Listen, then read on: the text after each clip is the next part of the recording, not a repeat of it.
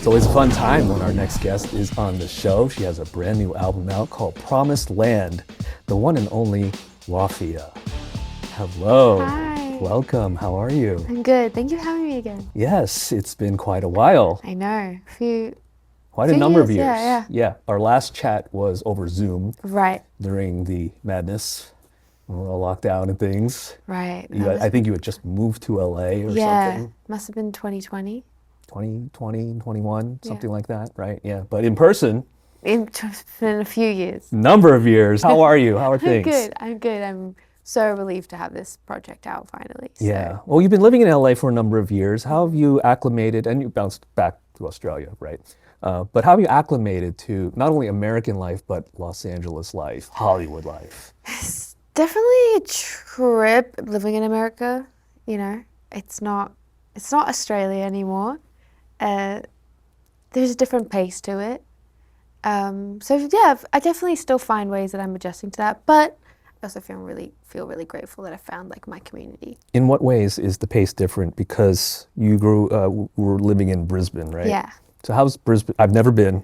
So how's Brisbane different than LA? Brisbane is so laid back. Everyone's chill. There also aren't a lot of like, when I was growing up there, not a lot of friends who had like freelancey jobs.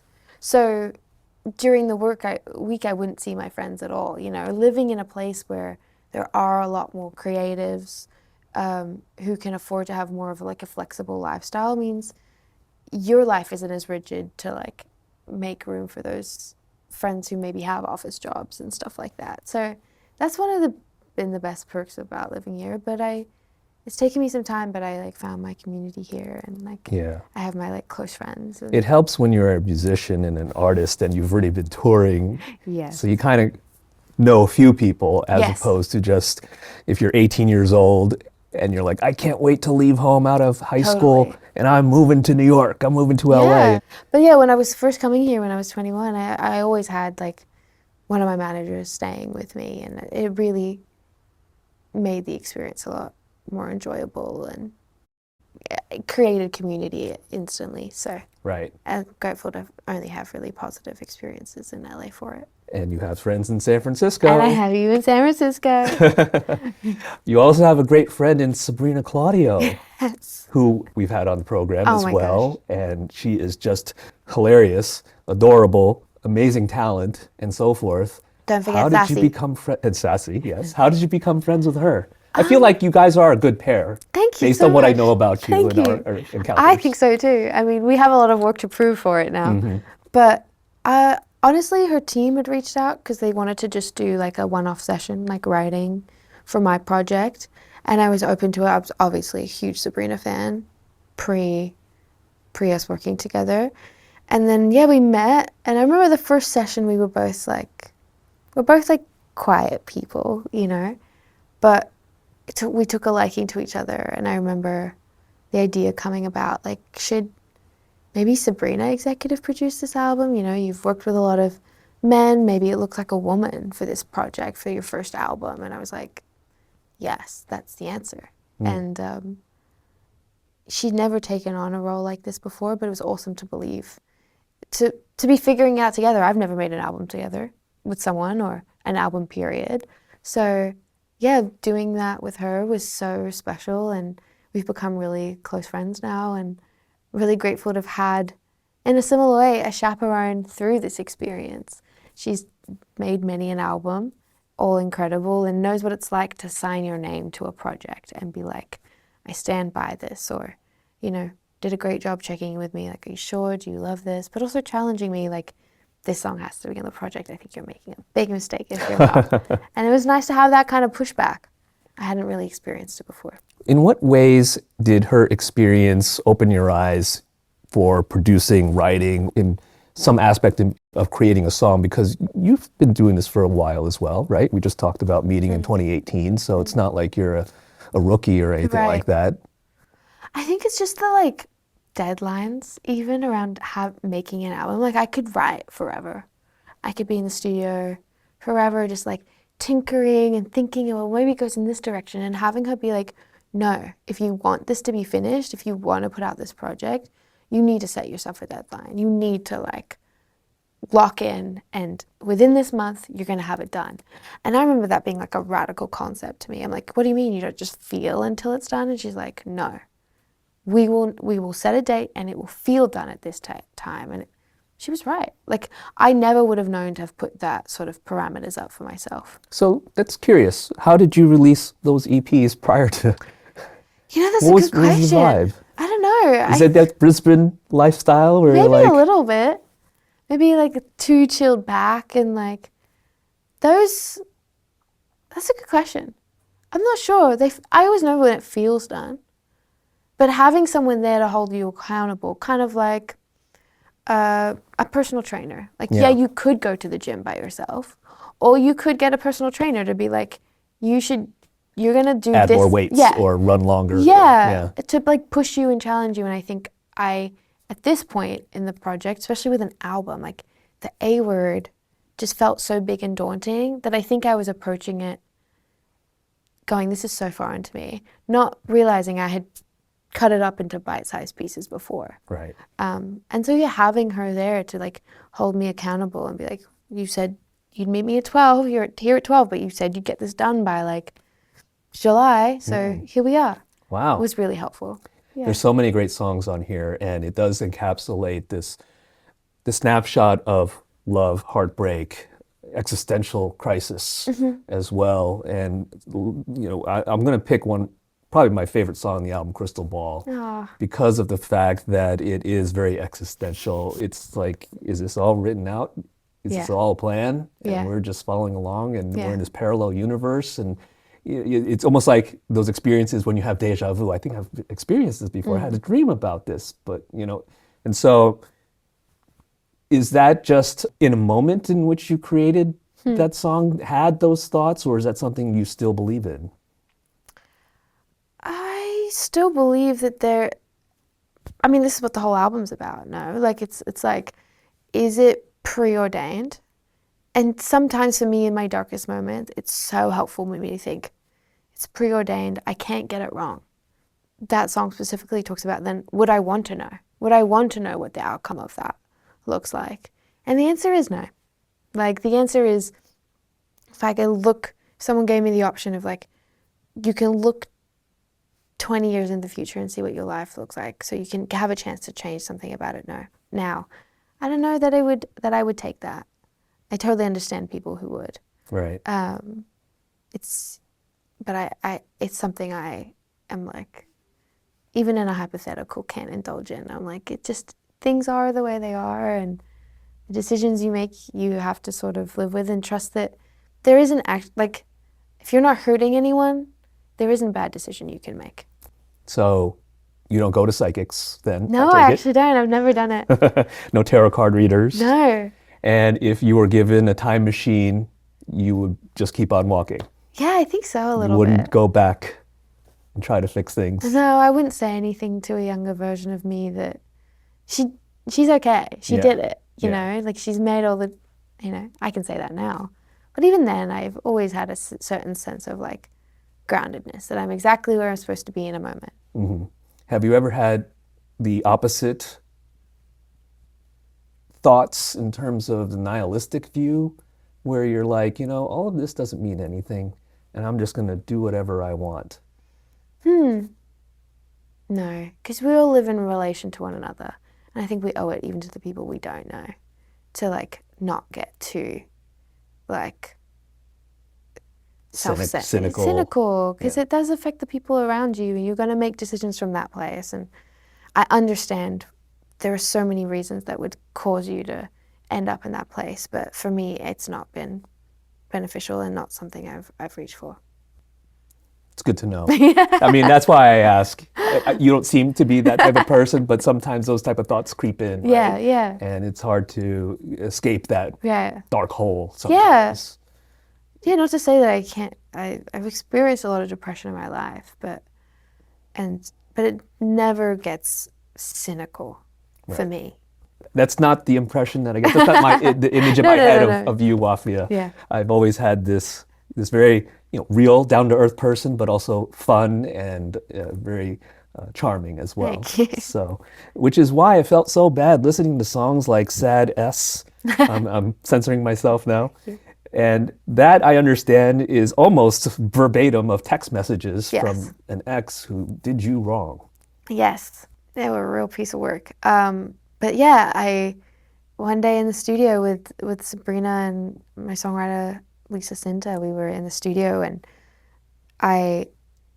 we had this song title, Sad S, and we were like, what would that say? And I just was like, I don't think I've ever really sworn in a song before. And I really did enjoy the idea of like me and my little sweet voice singing it out like that. And I was like, okay, let me just like look through my phone for a second. And I went down a hole just looking at all the texts my You ex. saved them. Oh, well, I just have them. Yeah. You just like, you type in their name and you click on their little image of you that you'd put of them in your phone. And then every conversation you'd ever had on text is just there again. And I fully went down a black hole, just rereading all of it. I remember that day, like, I remember Sabrina and everyone like trying to talk to me like, what should it be? What should it be? And I was just like, I got so sucked in. I wasn't actually able to write a song that day. But the more I thought about it, I was like, I think the song is this like cheeky take on every text they'd ever said. What if I had believed that? What if I'd believed it at the time? I never did, but I let that happen to me. That's also crazy that I let someone speak to me that way. So yeah, it wasn't until we got back in the second day to revisit that song that I was like, there's something really special here, but I can't go back into my phone. Don't worry, I've got all the texts memorized. They're all here, but do not let me back on my phone. Really harsh words. Yeah. And I really, again, my image of Wafia, fun and scared of ghosts, but still fun and whatnot, right? And a gorgeous smile. And then she allows these things to be said to her, like, I want to punch this person. I fear I don't know a single woman who hasn't had that experience, or a lot of people like have that experience where your self-worth at that time was just low enough and someone saw a certain something in you that you needed, but maybe the other parts, it's not unheard of. It's actually a tale as old as time. Of course, Yeah. of course. How are you now? Do you Great. look at those texts, you hear that song, and you laugh? Sometimes. Yeah. Sometimes they're also the little voice in my head. Like sometimes when I'm at my lowest, I'm like, maybe they were right. Maybe they were onto something. Maybe they saw me for who I really am. Obviously, that's just not true. Some people just say things to hurt you. But yeah, that sometimes is the voice in my head. I've done a lot of work to get away from that. There's been like, almost 6 years now between me and that person. But Lots of therapy as well. lots of therapy. And also just like working on yourself and like trusting. I have a lot of long-term relationships in my life. I think that if I was truly the type of person that they thought I was, or I was incapable of being, then those people wouldn't be in my life. And I think highly of the people in my life. So that must mean I'm not all that bad. You know? To me, you're not. And granted, I'm getting these little small chunks Yeah. of, you know, Intermittent. having a conversation with you. And, you know, we talk about fun things and Yeah. music and all that stuff. What about some of the other songs? Because you definitely touch on the familial relationships as well. Your father, who influences your music and was basically why you're doing music, but at the same time is a delicate relationship, let's put it that way. Yeah. How did you go about being so vulnerable to release something like that? And to have family listen to that? That's, it's a hard one, but I wrote it from a place not thinking that it would come out. But the more I've done this, I've learned that those are actually the songs that need to come out the most. I'm not special or unique in what I experience with my family, and that there are people out there who need words to the feelings that they're feeling, whether that be estrangement or space from familial relationships. And where I tend to go with it was, well, if you didn't want the song written about you, you shouldn't have done the things you did. you Right, know? right. Like, and it's funny because that's always been sort of the contract I've had with my father specifically. Like, I've written songs about him before it has gotten to this point in our relationship. And even there was a person I had dated for a while, and they were like, I don't like you writing songs about me. And I'm like, and I remember taking that to my father, and my father was like, well, if you can write songs about me, they have to live with the fact Of course, yeah. that you're going to write songs about them. And yeah, these relationships are nuanced and complicated. And yeah, he was the biggest champion of mine but also caused so much strife in my life. And yeah. Which is so heartbreaking, Yeah. right? But people are usually both. If people would just like, if we just saw people as like monsters or the bad versions of themselves, they wouldn't have community around them. Like, we are shades of all the things. It depends on what we choose to lean into. And yeah, I am so grateful that I get to have so many like positive memories to like be able to make room for the person he is now. Was there a particular song that you were kind of on the fence and maybe thought, this is good for a journal, this is not good for a song? And I wish I had them all with me right now to pinpoint exactly. No, I don't. It's an interesting question. I don't think so. I don't. Yeah, maybe no. Maybe House Down. Maybe the one about my father. It was the hardest one. And even since, I've had to like perform it live, and it's really hard for me to get through it without crying. And then I, in my set, then go into a song called Mulberry Tree, which is about my mother. Well, not about my mother, but as it relates to a breakup and my mother being there for me. And that's a hard part of the set. Like, it's hard to see how other people relate to that, how I share the story around that. Like, it's not, that's probably the hardest song I've ever put out. Mulberry Tree. No, House Down. House Down. Yeah. Just like the stuff around my father. I'm still going through it. It's not like this is a thing in the past. Like, it's like estrangement can often be seen as like, well, you made a decision. But it's not like a death. It's a decision you make every day. And every day I have to decide, am I going to uphold that choice? And some days it's easier to hold than others. Mm-hmm. And then also sometimes these people pop up in your life in ways you don't expect, or a memory comes back, or they reach out in a way that's unkind, and you're confronted with having to make that choice all over again. Grief sometimes seems easier. Right. Death sometimes seems easier. Right, there's a finality to it. Yeah. They're still around, so there's still this cloud, so to speak, that is still looming, and it's unfinished. Yeah. It doesn't seem like there's any compromise or acknowledgement at the moment. Yeah. Right? It's taking a while, hopefully at some point, and I really wish the best for you and your family on that, because not everybody's going to be here for very long, I right? know. Yeah. And so then that's also something to be confronted with. Yeah, it sounds like that you're just forging ahead and doing so with a lot of strength. I'm trying to, like anyone. Some days are easier, sometimes, but overall I'm okay. Okay. Yeah, I'm a pretty ultimately optimistic person. Not too much of a tortured artist. No, I can't indulge. No. Or what is it? The tortured poets. You're not No. part of the tortured poets department. No, I'm a romantic. I'm like, I would choose to believe that it's gonna be okay. I love that about you. Yeah. Congratulations on this album. It's so good. Thank you so much. I Thanks for look sitting forward with it. to seeing you perform it live, and so good to see you again. Always. Really Thank you. appreciate it. It's Wafia, right here on B-Sides.